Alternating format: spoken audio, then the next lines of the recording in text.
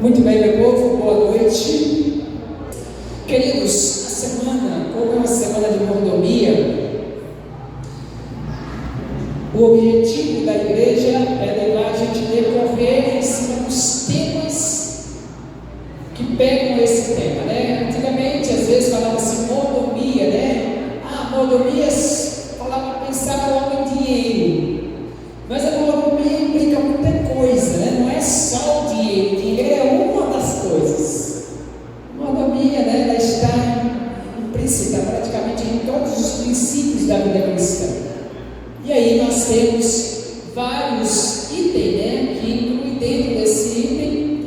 E ontem nós falamos sobre a família, já falamos aí sobre a questão da palavra de Deus, já falamos aí da importância, né, de eu e você também cuidarmos dos nossos amigos. E hoje nós vamos falar da importância do nosso tempo, do nosso corpo. O que eu e você podemos fazer para que o nosso corpo, que é tão perfeito, que é tão bom, que Deus fez assim de maneira tão extraordinária, possa continuar funcionando da melhor forma. Nós nascemos perfeitos, né? Deus dá uma máquina perfeita para a gente, botou novinho. Só que alguns vão usando o corpo de maneira errada e alguns, infelizmente, acabam com a máquina que Deus deu perfeita ao nascer mais rápido. Eu vejo alguns, né, que às vezes chegam ali a uma idade ainda novo, mas já está com todos os tipos de dores. E isso vem por consequências, né, de algumas coisas que a gente vai fazendo durante a vida, às vezes uma falta de exercício, a maneira de comer, a maneira de agirmos, e aí vai acabando com a nossa máquina que é perfeita, que Deus deu para você viver às vezes um pouquinho mais, né? Deus deseja que a gente viva muito, mas infelizmente as nossas escolhas às vezes limitam o nosso tempo de vida em cima dessa terra. E eu quero convidar você então a abrir a sua palavra no texto, a palavra de Deus nesta noite, que está no livro de 1 Coríntios, capítulo 6, é um texto muito conhecido, né, por todos, mas a gente não tem como começar por outro, irmão, não tem como, porque esse é um texto que lembra você de quem é o corpo que você carrega. Às vezes o pessoal diz assim: não, o meu corpo é meu, a minha vida é minha, eu faço o que eu quero. Mas aqui Deus faz você lembrar de quem é esse corpo que você tem. 1 Coríntios capítulo 6, verso 19 e 20, diz assim a palavra de Deus: acaso não sabeis que o vosso corpo é o santuário do Espírito Santo e que está em vós, o qual tendes da parte de Deus e que não sois de vós mesmos, porque foste comprado por preço? Agora, pois, glorificai a Deus no vosso corpo. Primeiramente, você precisa entender quem é a pessoa do Espírito Santo. O livro de Atos, capítulo 5, narrando a história de Ananias e Safira, declara que Ananias e Safira não tinham morrido, não tinham mentido a homens, mas tinham mentido ao próprio Senhor Deus. Hoje existe uma corrente por aí, e até aqui, infelizmente, na nossa cidade, de pessoas que não reconhecem o Espírito Santo como um ser divino, separado, que tem desejos, vontades, atitudes, que é um Deus que tem exatamente a sua função. E alguns, começam a discutir essa ideia, dizendo que o Espírito Santo é uma energia que emana de Jesus Cristo e de Deus. Mas nós não, nós adventistas cremos na Trindade, cremos em 3 pessoas distintas no céu, e cada uma delas trabalha em prol do Deus. Todavia, há três pessoas distintas que formam a unidade de Deus, que trabalham em nosso favor.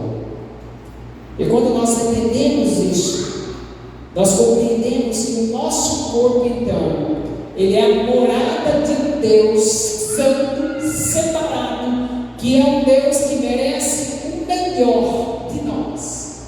No passado, o santuário era um local santo, onde não podia entrar de qualquer forma, não podia caminhar de qualquer jeito, tinha-se para fazer um preparo.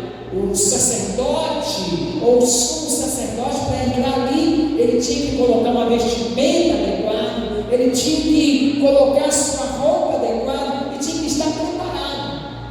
Quando se entrava nesse local, de qualquer forma, acontecia, quem sabe o que aconteceu ali com os dois filhos, os dois filhos de Arão.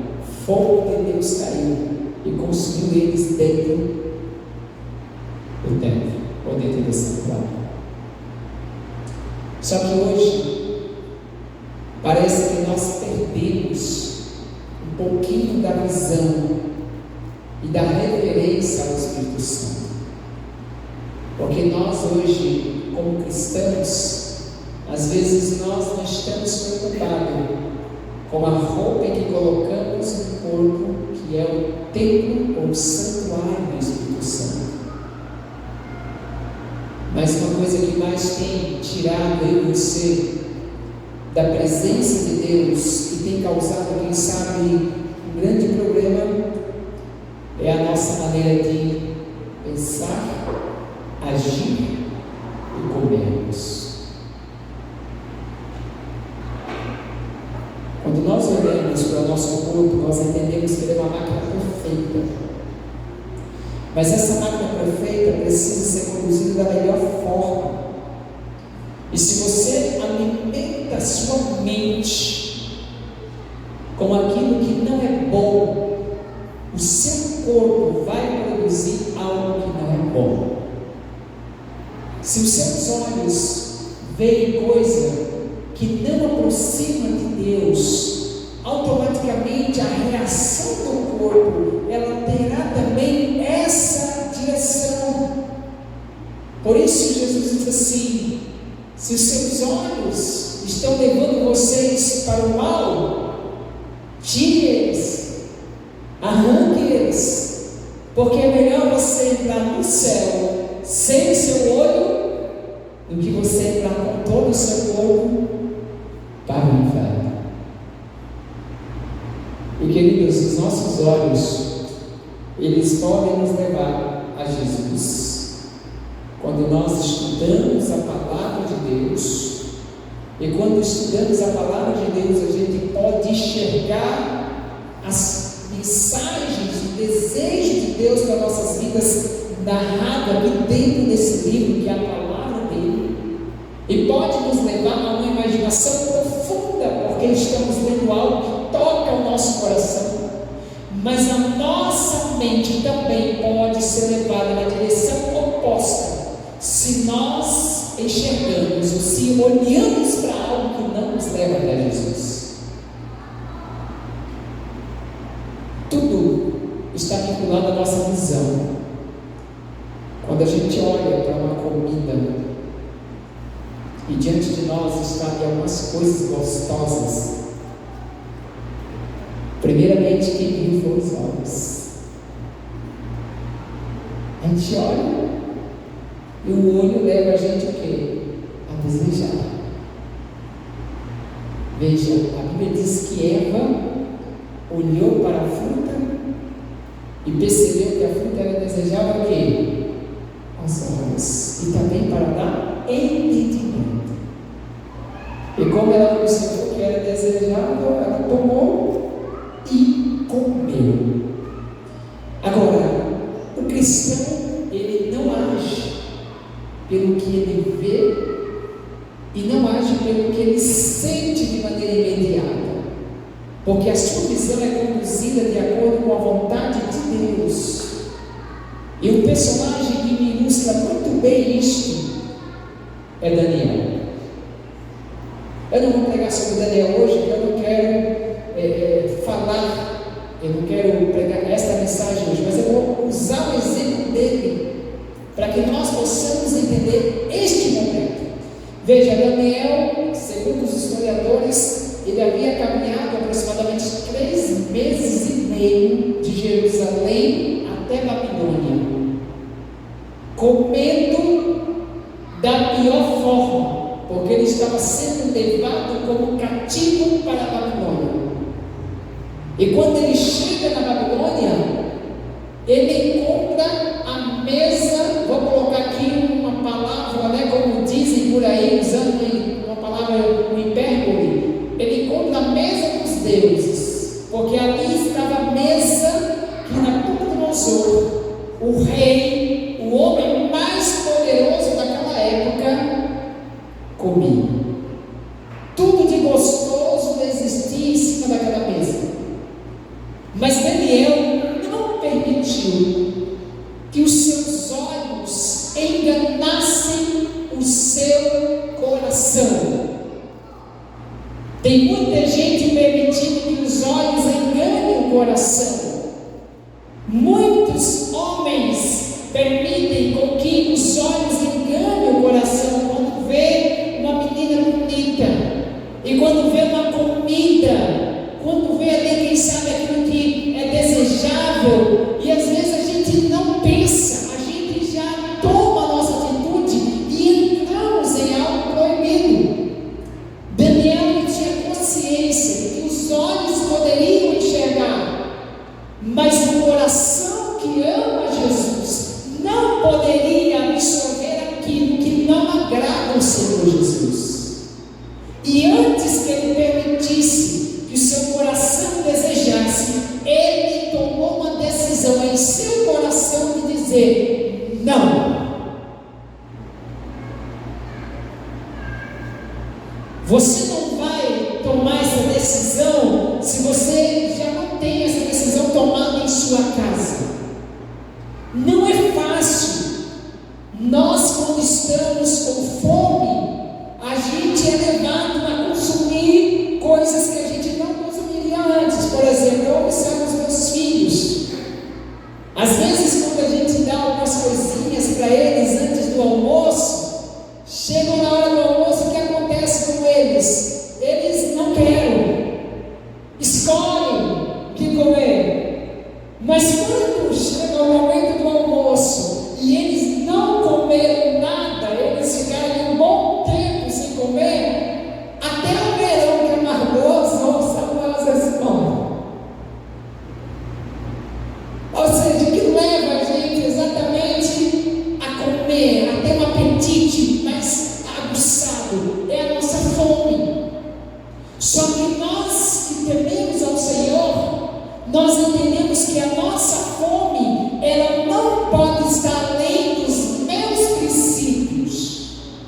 E Jesus viveu essa experiência. Ellen White, no livro Desejado das Nações, diz que Jesus, após ter sido batizado, ele foi levado ao deserto, e depois de jejuar 40 dias e 40 noites, a palavra de Deus, no livro de Mateus, capítulo 4, diz que Jesus teve fome. E o diabo pensou: qual é o momento mais propício para tentar Jesus?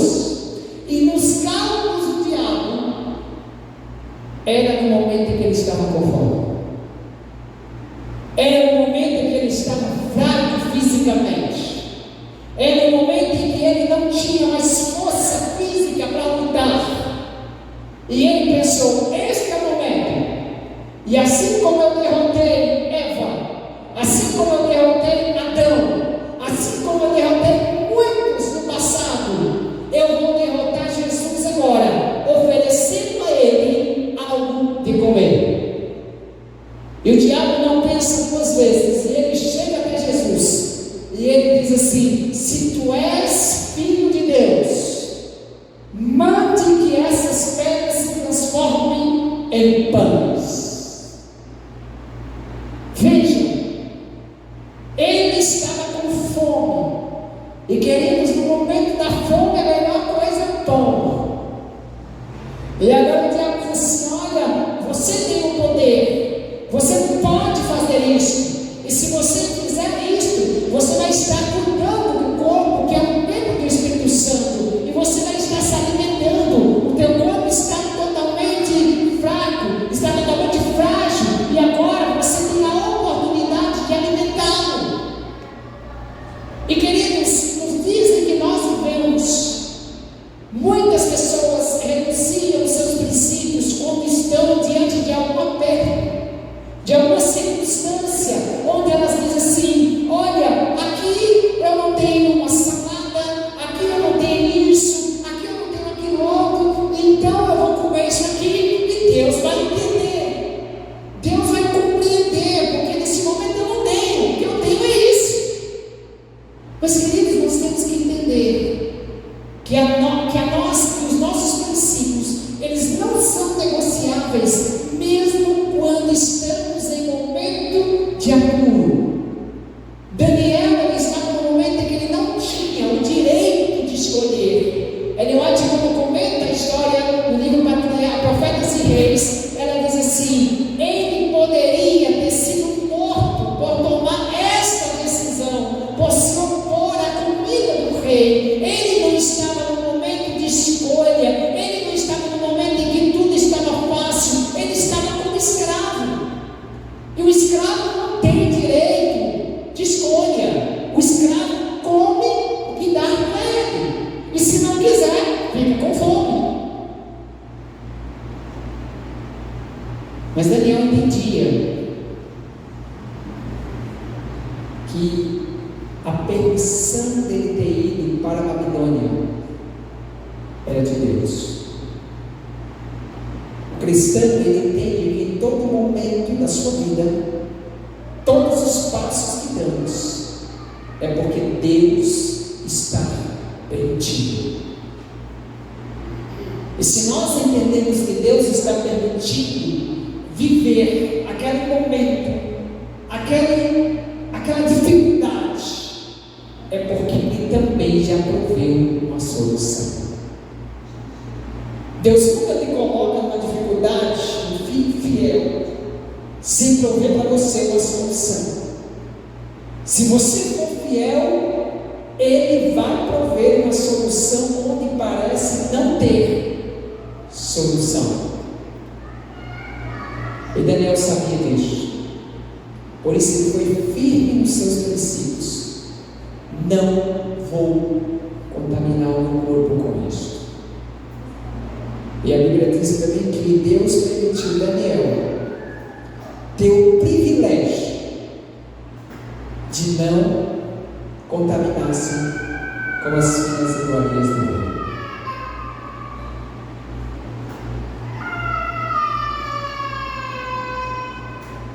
Deus tem uma mensagem para esta igreja.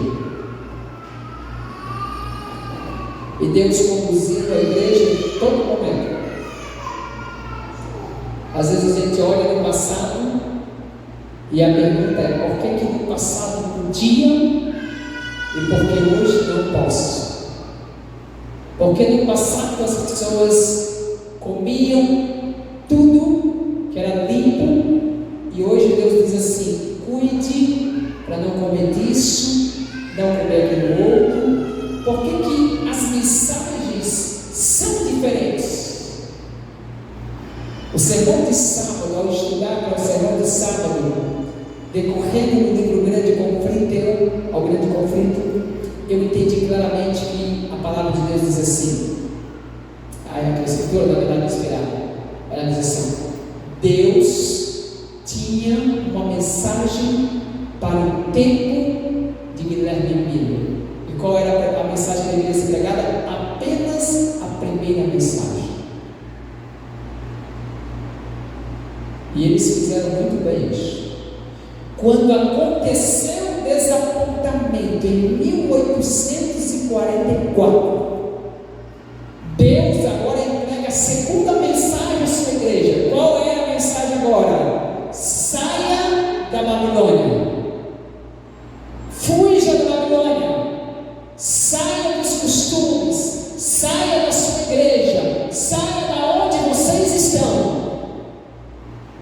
monte uma igreja que prega a verdade para mim. E se você olhar as mensagens pregadas pelo Guilherme Mini e pelos demais, até o desapontamento não havia uma igreja construída por esse grupo.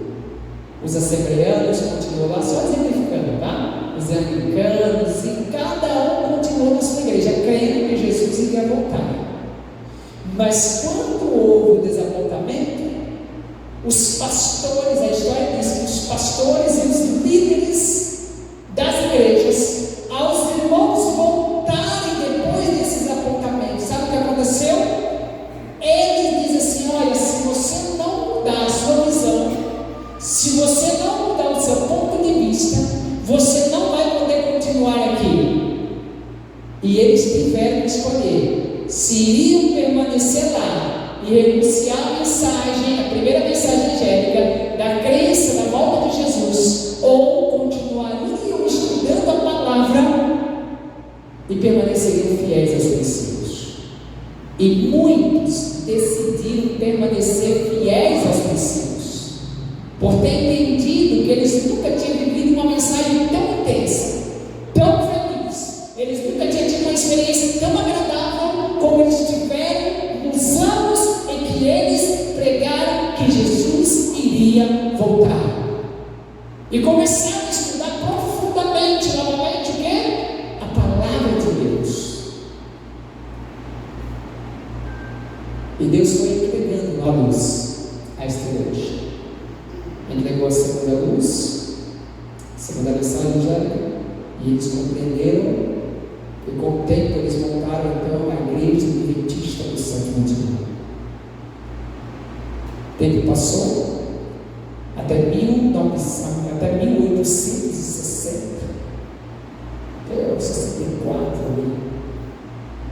não se falava muito da mensagem de saúde.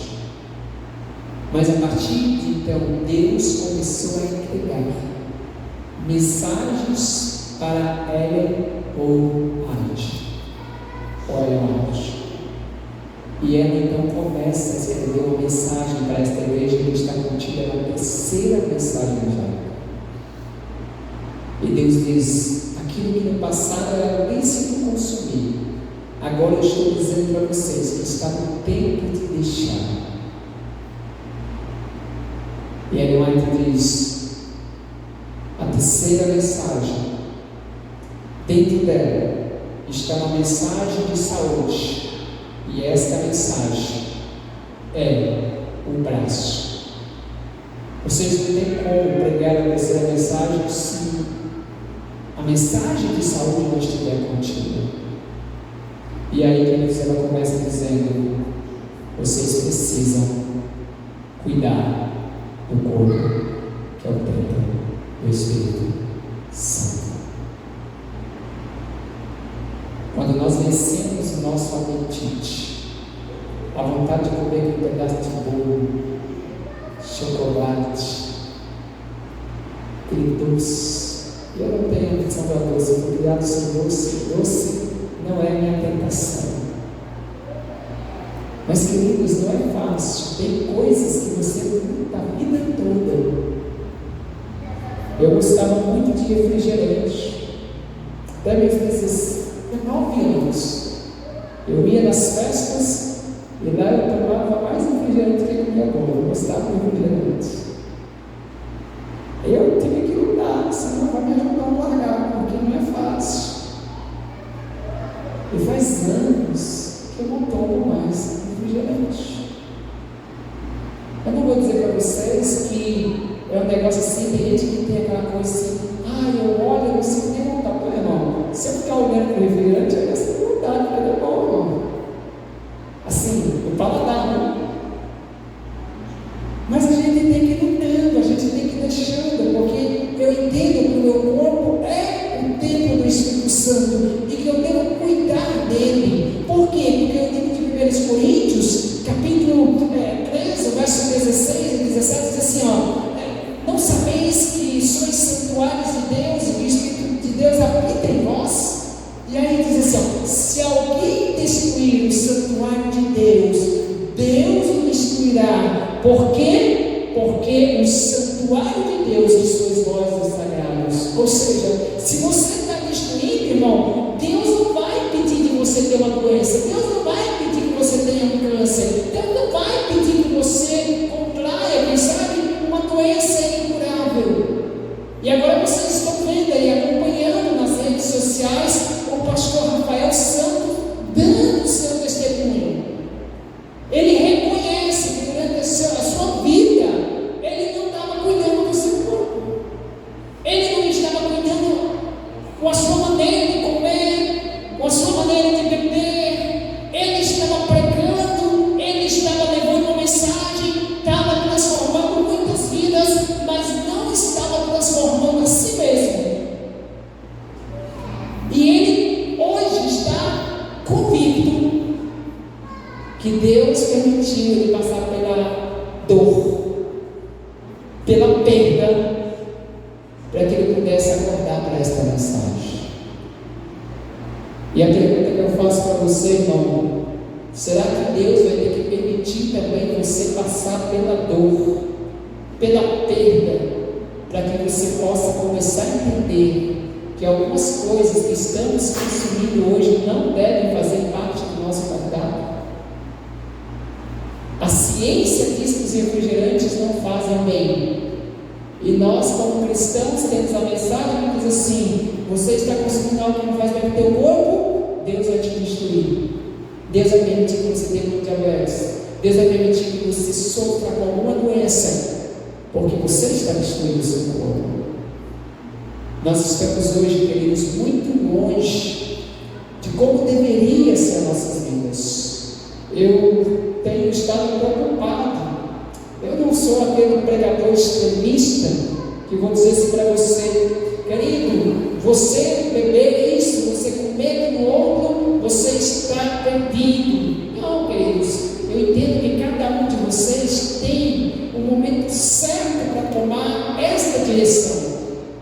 Mas, queridos, a gente precisa entender que há uma mensagem profética nessa direção. E quando nós questionamos a mensagem profética, nós estamos colocando a nossa vida em grande perigo. Porque a Noite, nos seus dias, ela dizia assim: cuidado com o café. E hoje muitos irmãos estão tomando café. Cuidado com as bebidas estimulantes. E quem toma Coca-Cola é o café gelado e um pouquinho pior. Aí você vai dizer assim: não, pastor, mas tem muitos líderes aí que tomam, irmão. Deixa eu tomar, porque a hora que ficar doente, aí eles é ele Deus. Mas a gente sabe que faz mal. Hoje nós temos uma mensagem que a gente não tem, a gente não está tendo condição de pregar. E o mundo está dizendo assim: qual é a melhor alimentação que você pode consumir? Uma alimentação vegetariana. Deus estabeleceu isto no Éden, e Ele diz para nós: olha, este é o caminho, esta é a melhor alimentação, mas a gente quer seguir por aqui. Deus não vai me impedir. Mas, queridos, não seja o homem e a mulher que vai impedir essa mensagem chegar ao final. Eu confesso que quando eu cheguei aqui no distrito, eu fiquei bem surpreso.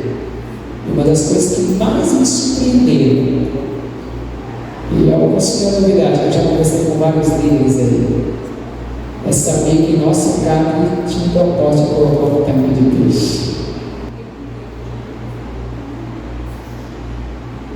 O que mais me surpreendeu? E quando eu fiquei sabendo disso, eu conversei com alguns líderes. E aí teve um que disse assim: pastor, conversa com o presidente, veja se tem problema. Se ele liberar, pastor, a gente pode fazer, pode? Cara, quando o irmão me diz isso, ele diz: eu confesso que eu falei com Deus, Senhor, tem misericórdia do teu povo.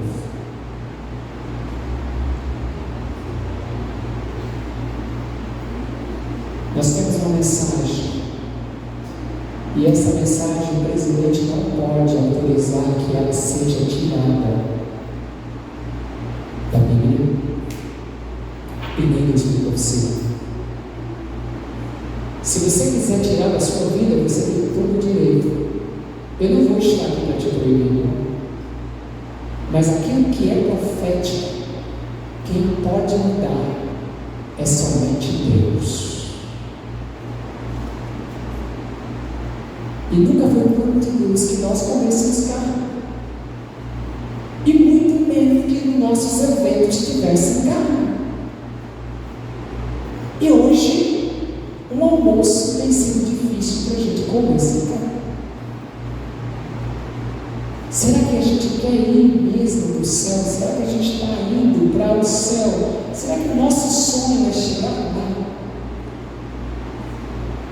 Ao olhar a mensagem de hoje, voltei ao livro de Números. E sabe o que eu entendi quando eu olhei o livro de Números? Números capítulo 11, verso 5 a 9. Que os mesmos clamores que nós fazemos hoje, o povo, quando estava no deserto, fizeram para Moisés. Pastor, a comida sem carne não tem gosto. Esse maná que o Senhor nos deu não tem gosto. Nós temos desejo de comermos as cebolinhas que a gente comia lá no Egito, das bananinhas que nós tínhamos lá no Egito. E eu assim nunca tinha percebido. Mas sabe, o texto é tão claro. E eu vou até abrir ele aqui para a gente, porque o texto ele diz assim que as pessoas sentaram até assim, ó, nós temos saudade dos melões, dos alhos, das cebolas, e no verso 5 diz assim: nós lembramos dos peixes. Eu estava conversando com o irmãozinho, o pastor. Se eu tenho que orar muito por mim, porque eu gosto tanto de um peixinho, eu não sei tem como comer um peixinho. É tão gostoso uma panelada, peixe assado. Também é gostoso, irmão. Também sei que é gostoso. Mas sabe qual é o problema? Que quando a gente gosta demais dos peixinhos e dos alhos, da cebola, é que poderá um dia a gente chegar no céu e Deus nos entregar o maná e a gente dizer assim: Senhor, eu tenho saudade do meu peixinho lá na terra, da minha cebolinha lá na terra, do meu alho lá na terra. E às vezes a gente poderá querer voltar para cá. Eu não estou falando mais, porque a Leonardo ela diz assim: Cristo iniciou sua obra de redenção exatamente onde o homem começou a sua ruína. Sua primeira prova foi sobre o mesmo ponto que Adão fracassou. Fora mediante a tentação dirigida ao apetite. Adão fracassou, não foi por nada mais do que o que? O apetite, o desejo. Algo de bom estava sendo oferecido. Ele disse: eu não vou conseguir ter vitória disso. Eu quero exatamente comer isso. E aí Jesus foi lá e diz: Adão, você fracassou, mas eu vou vencer. E Jesus venceu a primeira tentação. E aí você pode dizer assim: tá, e a primeira tentação e a segunda? Se Adão não tivesse caído na primeira, Satanás teria mais duas para ele. Só que o problema é que Adão caiu na primeira, então as outras duas não foram apresentadas. E agora Ellen White no livro, exatamente aqui, Testemunho para a Igreja, volume 4, página 44, ela diz assim: ó, a primeira grande tentação teve a ver com apetite. A segunda, com a presunção, ou seja, o desejo de querer usar o poder, de querer achar que estava em um patamar mais elevado, porque a segunda é: se tu és filho de Deus, lance-te daqui, porque está escrito que aos seus anjos Deus vai dar ordem para que eles te amparem e você não caia exatamente nas pedras e não tropece em nada. Ou seja, ali está o diabo dizendo: Jesus, você tem poder, em suas mãos, se você clamar, centenas e milhares de anjos vêm ao seu encontro para te salvar. E queridos, hoje, muitas vezes, quando temos poder, a gente age em nosso favor, trabalha em nosso favor, mas não estamos dispostos a usar em prol das pessoas que precisam. Jesus, em todo o seu ministério, ele usou o seu poder em prol das pessoas, nunca pensando em si. E Satanás diz assim: você tem dinheiro, você pode comer a melhor comida, você pode ter o melhor carro, e se você é rico mesmo, vai lá, compra aquele carrão, compra o melhor celular, para que as pessoas olhem para você e vejam que você realmente é isso. Só que Jesus não caiu. E a terceira tentação, ela vai te declarar, é com amor ao mundo. Às vezes não caímos na primeira, que é o apetite. E aqui vem uma mensagem para você que já cuida da sua alimentação. Mas às vezes nós caímos na segunda. E a maior parte dos vegetarianos cai na segunda. Sabe por quê? Porque eles dizem assim: eu sou melhor do que você, porque não como carne.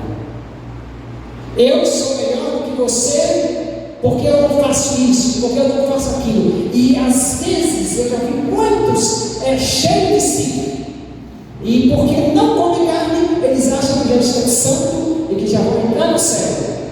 E agora cai no segundo pecado, que era a presunção, dizendo: eu tenho isso, eu tenho aquilo outro, porque eu não faço isso. E esquece que tudo quem dá é Deus.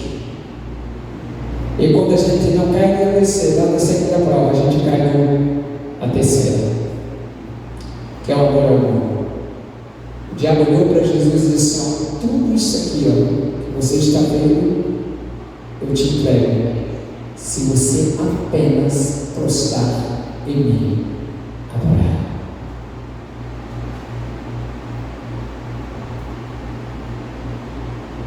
Você está tocando o céu por alguma coisa, irmão? Eu não sei, mas talvez você esteja tocando por uma série, por um filme, por um site pornográfico, eu não sei, mas que o mundo inteiro que o diabo entregar nas suas mãos, a nossa resposta tem que ser a mesma de Jesus. Está escrito: somente ao Senhor teu Deus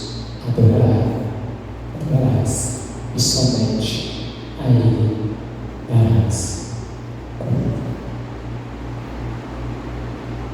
Eu não posso seguir meus apetites, porque o meu corpo é o templo do Espírito Santo. Eu não posso seguir as minhas vontades, porque o meu corpo é o templo do Espírito Santo. E tudo que eu não faço, não é porque eu sou bom, mas é porque o corpo não é importante. Precisamos entender, precisamos lutar contra os nossos apetites. A White diz assim: se você não gosta da salada, das verduras, parafraseando aquela palavra dela, ela diz assim: jejum, ore, até que você aprenda a gostar. Você vai poder chegar no céu e dizer assim: não, Jesus, é porque o meu apetite não era caído para essas coisas. Você não vai ser justificado, irmão e irmã, porque o seu apetite só gosta de refrigerante, porque o seu apetite só gosta de coisas que não aproximam de Deus.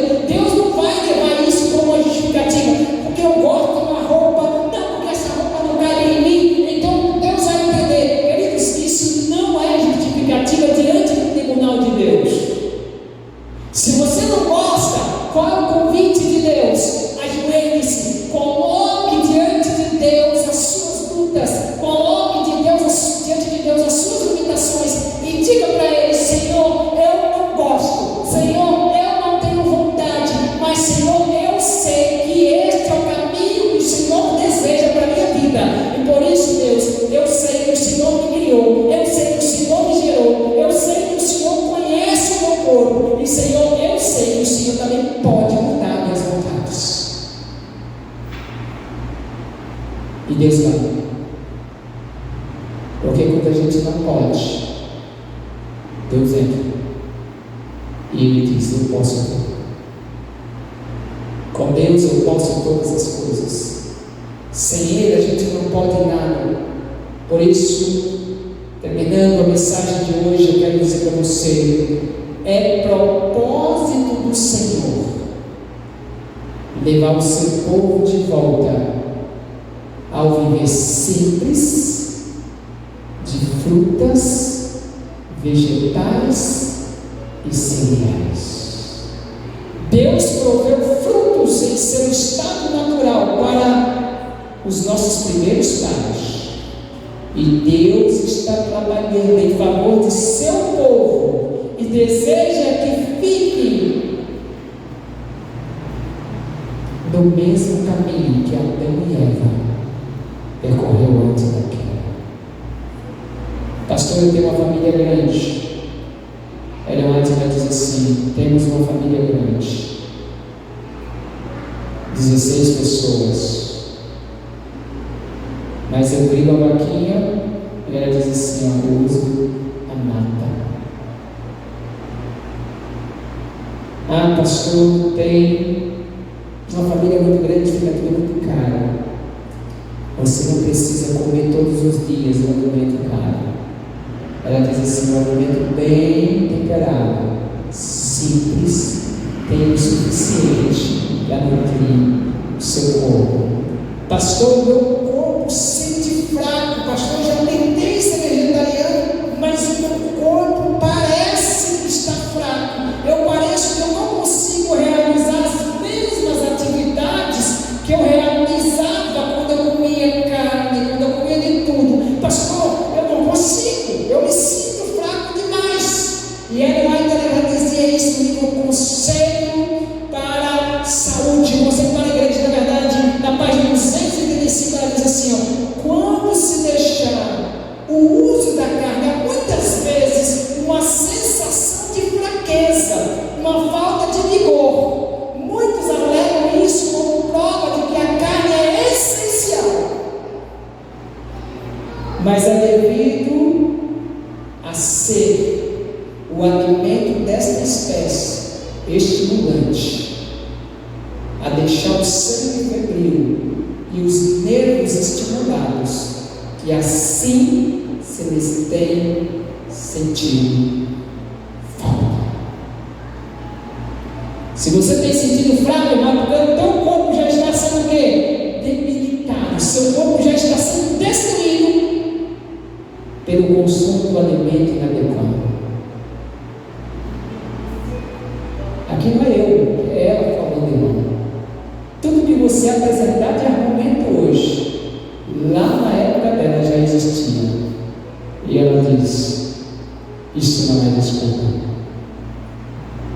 Quando se abandona a carne, deve substituí-la com uma variedade de cereais, nozes, verduras, frutas, os quais serão um tempo nutritivo e apetitoso. Se você deixar a carne só comer arroz e feijão, você vai morrer mesmo, irmão. Precisa deixar a carne só comer castanha, nozes. Não é um punhado, porque a gente quer comer logo 1 quilo todo dia. Não, é um pouquinho. A gente pega um punhado e quer comer, daí você vai dar conta de não, é um pouquinho. 3, 4 castanhas para parar por dia, vai te dar ingredientes, nutrição no seu corpo, você vai ver. Nozes, ela compra um pouquinho, coloca ali no meio do seu café da manhã, entendeu? Pica um pouquinho, coloca lá, e você vai vendo.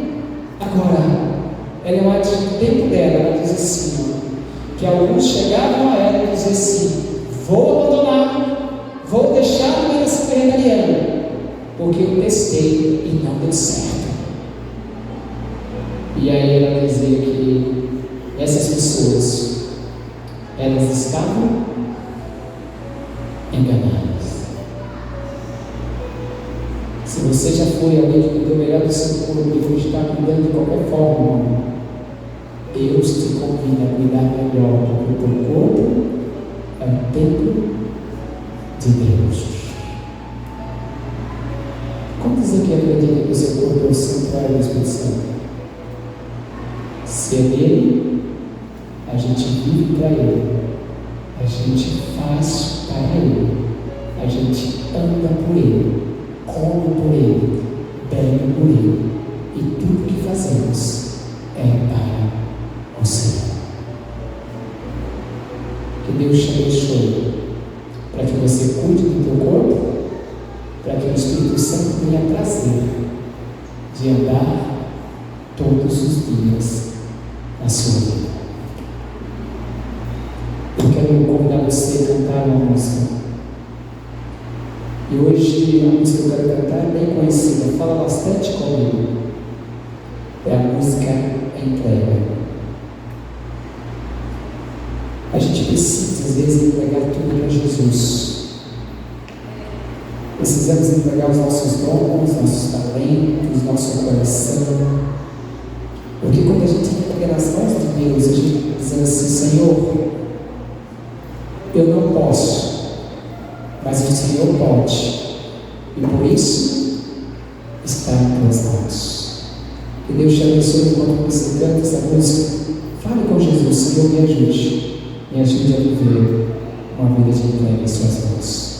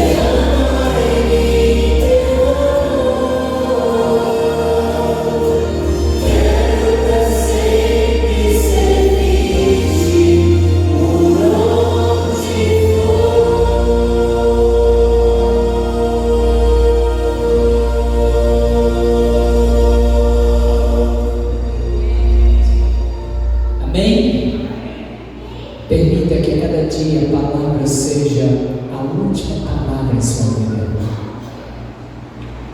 Muitos vão dizer que a mensagem de saúde é uma besteira